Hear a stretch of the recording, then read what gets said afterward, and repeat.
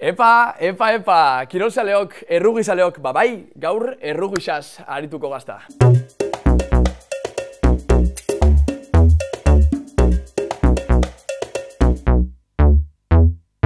Euskal kirolari, egoitz txurruka. Errugiza kontaktu kirola da. Hamabost jokalari osatutako bi taldek jokatzen dutena, bata beste kontra. Mundu guztiak gertu dagoen kirola da, Euskal Herriko oso baina bereziki ipar Euskal Herriko. Bai, Euskal Kirolpedianaz, eta laburago azalduko zuet. Bi talde dauz, talde bakoitzean 15 jokalari. Baloia ikusten duzue, pixkat obalatua da, obalatu moduan, eta eskuakin beti atzera pasau da, inozez aurrera. Aurrera bakarrik, hankakin. Jokoan funtza, arauak errespetatzea da, eta guztira, 22 arau ditugu. 22 arau? 22, bi eta bi. Bingo! Bai, 22 arau eta 15 jokalari. Batzuk aurrelarisak izango dira, eta beste batzuk atzelarisak. Eta hori eta beste kontu batzuk azaltzeko, nire onduan aditu bat izango dugu. Julen Goia. Julen, ze moduz? Oso ondo tatzu. Ondo, edarto. Bueno, Julen, errugixaz berba haitzen hasiko gaz, eta ze iruditzen postua komentatzen baitugu.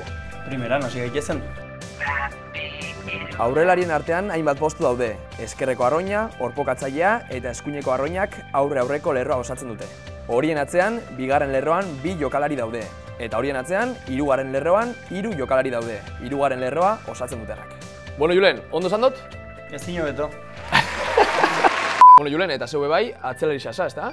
Eta, bueno, imaginatzen dut, atzelarixen artean be postu diferenteak egongo dira, zera? Hori da, baitugu joko zabaltzailea, jokoa zabaltzean datza, erdi melea, meletik baloia ateatzen duena, 2 hegal baitugu, ezkerrekoa eta eskuinekoa, 2 erdilari eta atzelari azken jokalaria.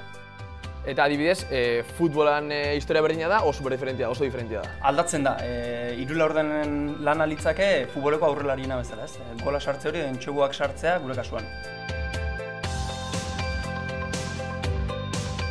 Eta Julen, galdera importante bat, zeba jartzen zarie jokalarisak diagonalia? Zuk lehen esan bezala, pasea beti atzeruntz behar da izan, orduan pasea hola izan dadin behartuta daude diagonalean jartzea. Korri aurreruntz, pasea atzeruntz. Bueno, Julen, eta nik entzun dakat, poste de gol, de goal, ondiokan ez dakit, explika jazu, porque ez dakat idea infest, tío. Agak di horiek, eta horrek balio diku puntuak sartzeko beste erabat, bai droparen bidez eta bai zigor golpearen bidez. 3 puntu ematen digu bakoitzak. Eta Julen, dakat entzun da, puntuak lortzeko baloia entxegu eremuan, lagabidala. Bai hori da, entxegu marra bat badegu, bai. Marratik hasita, bukatzen den arte edozein lekutan utzi dezakezu baloia. Nahi dozun lekuan? Hori da, oso Gradame bai? Hor ja irtentzea, bale. Osea, entxegu eremu hortan, edozein modutan lagabia da baloia, ala modu espezifiko bat dago? Bai, modu konkretu bat dago. Lurra, baloia eta kontaktu egin behar du gorputzaekin. Osea, 3 batera? 3 batera. Orduan Julen, entxegua errugixan da pelotan tanto bat itxegun moduan, futbolean gol bat sartzen moduan, o saski baloixan, saskiraketa bat itxegun moduan, Igual.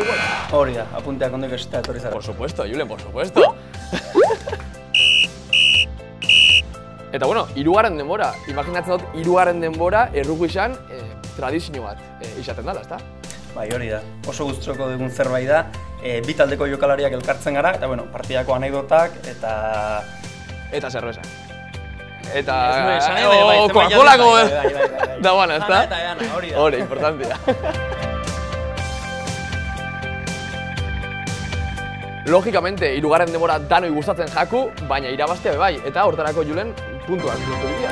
Bai, hori da. Eta hori ikusteko, guazen Ordiziako gaztetxoak rugbian jokatzen ikusten. Esan play. Play. Venga, ba. Entzegua 5 puntu lortzen dira. Eta entzegu baten ondoren 2 puntu gehiago lortzeko aukera izaten dugu. Egira, horretarako baloia distantzia batetik jaurti behar da, hankarekin. Jaurtiketa bat egin behar da, eta 2 hagen erditik pasa behar du baloiak. Tropa eginda 3 puntu lortzen dira. Bada, bote lasterreko, ostika bat emotia. Baina, bueno, imaginatzen dut, puntuak lortziaz gain, saiatuko sariela beste taldekuak puntuik ez lortzen, ez da? Imaginatzen dut? Bai, eta horretarako taklea erabiltzen dugu. Klake ez, taklea.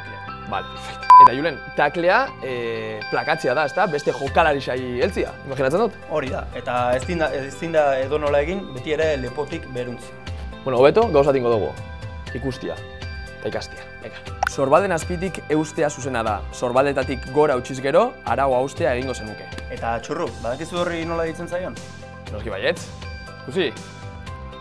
Korbata, bai?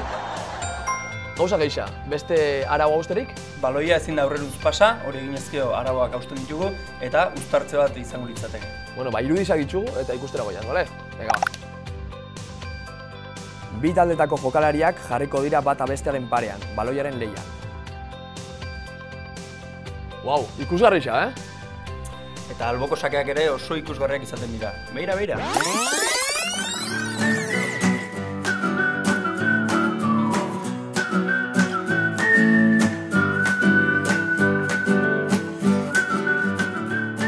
Bueno, Julen, eskerrik asko plazer bat izan da, eta zeuri esker gaur errubixan inguruan gauza mordoa ikasi ditugu.